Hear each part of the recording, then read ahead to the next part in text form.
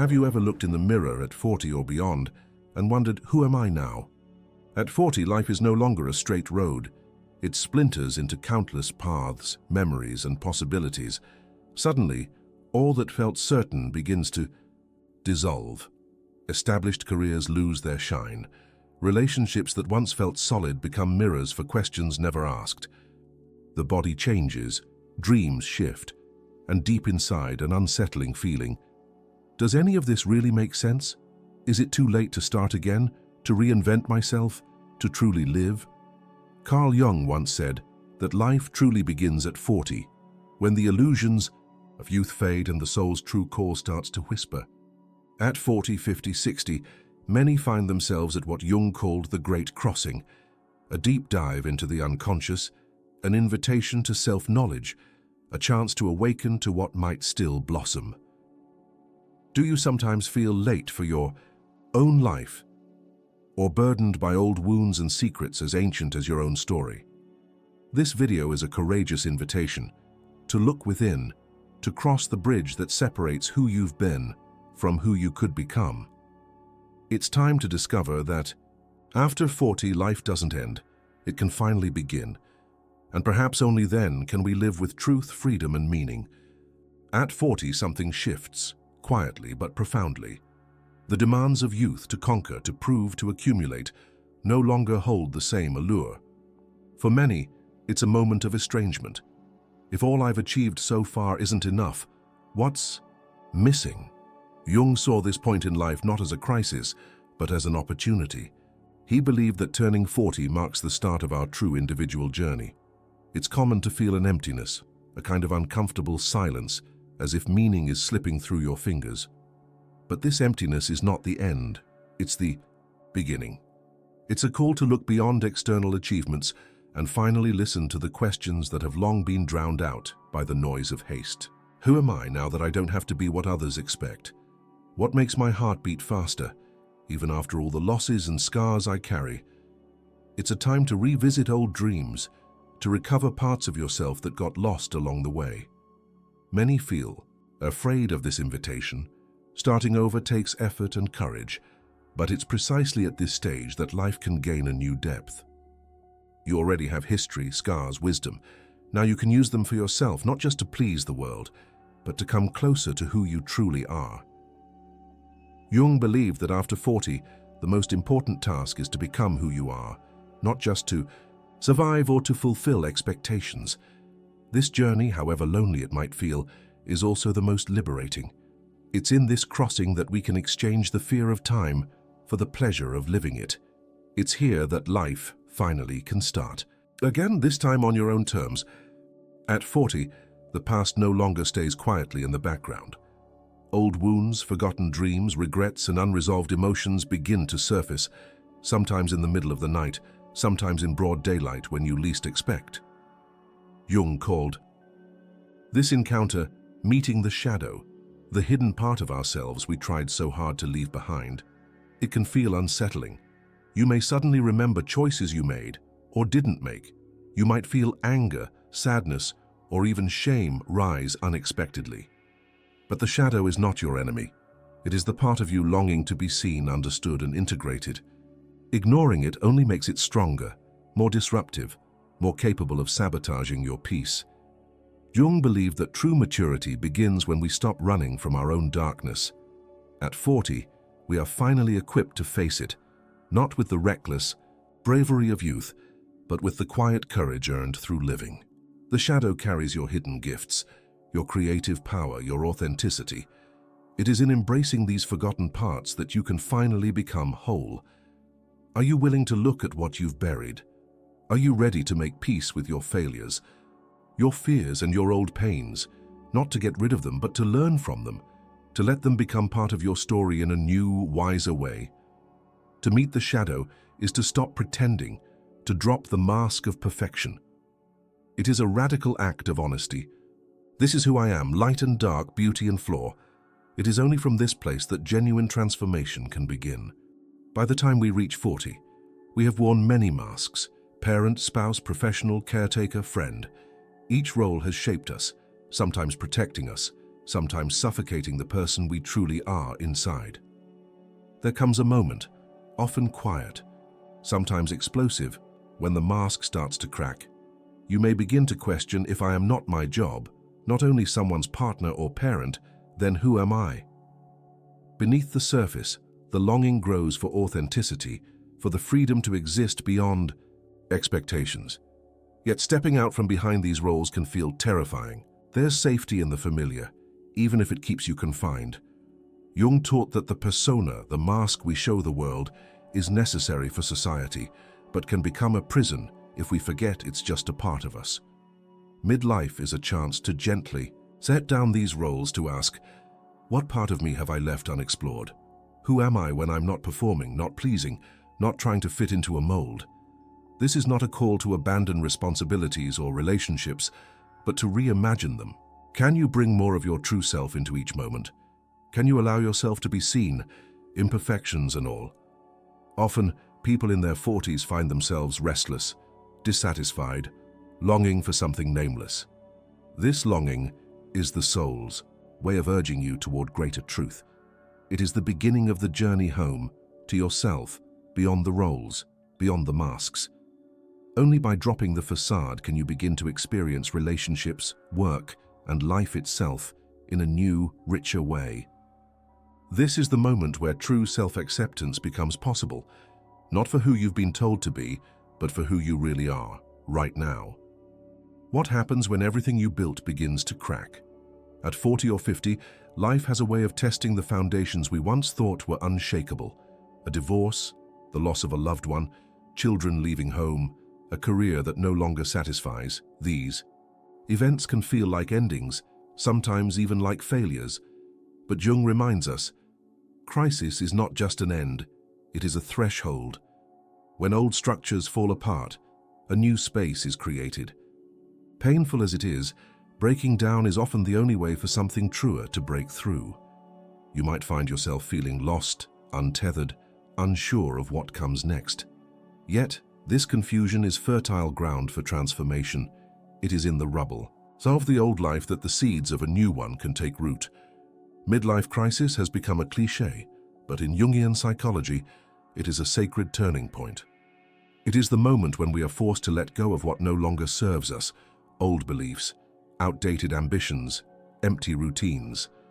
It's an invitation to pause, to listen deeply, to ask, what wants to be born in me now? What am I being called to release? And what am I being called to embrace? Instead of resisting the pain or trying to patch up what's broken, what if you allowed yourself to grieve, to reflect, to surrender? What if you saw crisis as a portal, a gateway to a more authentic, meaningful existence? The breakdown, though painful, is not the end of your story. It is, as Jung believed, the very place where your soul can be reborn. As the certainty of earlier years gives way to questions, many people in their 40s find themselves strangely drawn to the language of dreams, symbols, and sudden intuitions. It's as if the unconscious, so often ignored in the hustle of youth, begins to knock at the door asking to be heard. Jung saw this as no accident. He believed that at midlife our deepest self seeks to guide us toward wholeness. This guidance rarely comes through logic or rational plans. Instead, it emerges in nighttime dreams, unexpected impulses, meaningful coincidences, and quiet intuitions that seem to arise from nowhere. How often do you wake with a vivid dream lingering in your mind? How many times have you felt an inexplicable pull towards something? A book, a place, a new idea? These moments are not random. They are the psyche's way of leading you toward what your conscious mind may not yet understand. At 40, listening to these inner messages becomes more important than ever. Dreams may bring up old fears or hidden desires, challenging you to face what you've ignored. Intuition may nudge you toward a new path, even if it feels uncertain or unconventional. Learning to trust this inner voice can be unsettling, especially if you've spent decades living according to external expectations. But Jung believed that true wisdom arises from this dialogue with the unconscious. It is here that we begin to discover who we might become, not just who we have been. If you start paying attention, you may notice that life itself begins to feel more mysterious. more interconnected. The boundaries between inner and outer reality blur. It is in this space of not knowing, of listening, that new meaning can emerge. What dreams have you been having? What small signs or synchronicities keep showing up in your life? Perhaps it's time to let your unconscious be not a stranger, but a wise companion for the next chapter of your journey.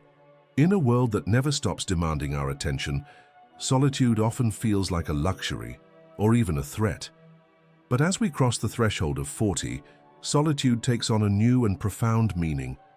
No longer simply a break from others, it becomes the necessary space where we can finally listen to ourselves.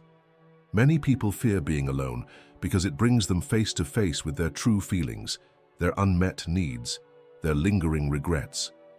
But Jung saw solitude not as isolation, but as a sacred opportunity for self-encounter. It is only in quiet moments, away from the noise of everyday life, that the whispers of the soul can be truly heard. Solitude at this stage of life is not about loneliness. It's about returning to your center. It's about dropping the distractions and the endless roles and asking, what do I truly want now? What needs healing within me? What possibilities have I ignored just to keep up with the demands of the world? This is the time to reconnect with passions you may have abandoned, to rekindle old curiosities, or simply to rest and reflect without guilt. It may be as simple as a daily walk, a quiet morning with a book, or sitting in silence and allowing your thoughts to settle. In solitude, you may find buried pain, but also new insights and long-forgotten strengths. The more you learn to be at home with yourself, the less you need validation from outside.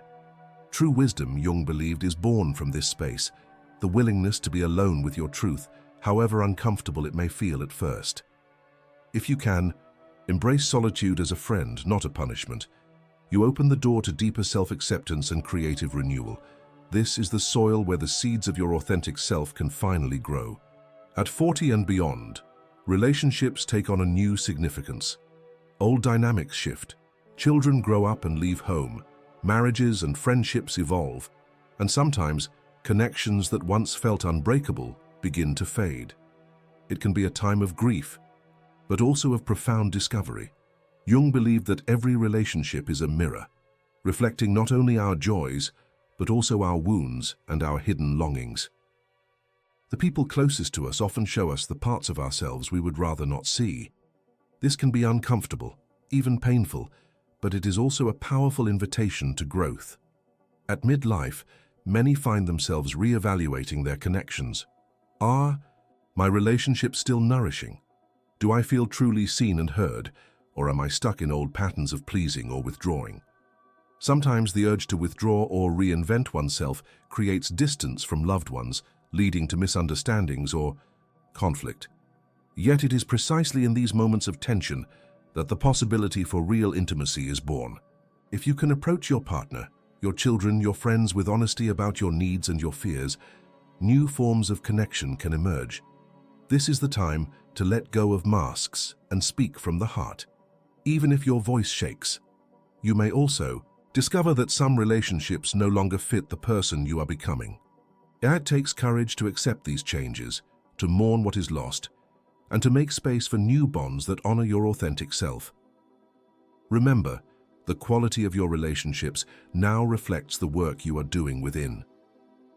By embracing your own shadow and listening to your true self, you become more capable of deep, meaningful connection with others. Relationships after 40 can become less about fulfilling roles and more about real companionship, a meeting of souls, honest and unafraid. Somewhere along the way, many people in their 40s realize success, as the world defines it, is no longer enough. The titles, the possessions, the approval of others, these things may have once brought pride or comfort, but now they feel hollow if they lack meaning. An inner restlessness grows, pushing you to seek a deeper sense of purpose. Jung believed that after 40, our greatest task is to rediscover what truly matters to us. It's not about grand achievements or following a script written by others. It's about living with authenticity, aligned with your own values and truths. But what does this really mean? It means listening to the quiet voice inside that whispers about forgotten dreams and buried passions. It means asking yourself, often for the first time, if I could live honestly without fear of judgment or failure, what would I choose? How do I want to spend the rest of my days? For some, this may mean a new career or creative pursuit. For others, it's about deepening connections, giving back, or simply learning to savor the ordinary moments that once went unnoticed. The search for purpose isn't a single epiphany, it's a gradual unfolding. It comes from paying attention to what energizes you, what brings you peace, what makes you feel alive. At this stage, authenticity is no longer a luxury, it becomes a necessity. Living in alignment with your true self gives life a richness and clarity that can't be found in external success alone. Rediscovering purpose after 40 means daring to be honest with yourself, to let go of what no longer fits, and to follow what feels true, even if the path is uncertain. This is how meaning is built day by day, by showing up for your life with open eyes, an open heart, and the willingness to begin again. Reaching 40 and moving beyond it calls for a kind of courage that's different from the boldness of youth. It's not about reckless leaps or grand gestures. It's about the quiet, persistent bravery to show up as yourself, day after day, no matter how imperfect or uncertain that self may feel. Jung often spoke of individuation, the process of becoming truly who you are, not just a reflection of family, culture, or past roles. This journey requires honesty, humility, and a willingness to let go of old identities that once felt essential. It takes courage to admit what no longer works in your life. Old routines, draining relationships, beliefs that keep you small. It takes even more courage to step into the unknown, to make different choices, and to face the discomfort that change always brings. Authentic living doesn't mean having all the answers or never feeling fear. It means living in alignment with your truth even when it's hard. It means being willing to say, "This is who I am now," and to allow that self to keep evolving. You might lose some things along the way: approval, certainty, even people who can't accept your transformation. But what you gain is infinitely more valuable: self-respect, a sense of inner peace, and the freedom to live with integrity. True courage at midlife is gentle but relentless. It's the decision to honor your needs, to speak your truth, and to keep growing, even when others don't understand. As you cross into this stage of authentic living, you become a beacon, not just for yourself, but for everyone who is quietly hoping it's possible to change, to grow, and to live more honestly. This is the great invitation after 40, to stop hiding, to stop settling, to dare, finally, to be fully, unapologetically yourself. There comes a moment, sometimes quietly, sometimes with overwhelming clarity, when you realize the greatest gift of life after 40 is the freedom to be yourself. You've spent decades playing roles, fulfilling expectations, adapting, sacrificing, striving to belong or to be enough. But now, in this stage of life, a deeper truth emerges, a truth Jung understood profoundly. You are not here to live someone else's story. You are here to live your own. This revelation doesn't mean life is suddenly easy or free of pain. It means you are no longer bound by the old scripts. You have permission, perhaps for the first time, to choose your own path, to speak your own truth, to make mistakes, to celebrate your unique journey. You begin to see that much of the fear that held you back was a shadow on the wall, not reality. You learn that your scars are not something to hide, but the marks of a life deeply lived. And you recognize that your value isn't measured by what you achieve, but by your capacity to be present, honest, and real. The freedom to be who you are is not selfish. It is essential. It is the foundation for authentic relationships, meaningful work, and genuine happiness. When you stop performing for the world and start honoring your own heart, you become a source of inspiration, proving that it is never too late to change, to grow, to begin again. This is the great revelation after 40. Life isn't over. In many ways, it is just beginning. And the world needs the wisdom, creativity, and depth that only those who have traveled through darkness and emerged into authenticity can offer.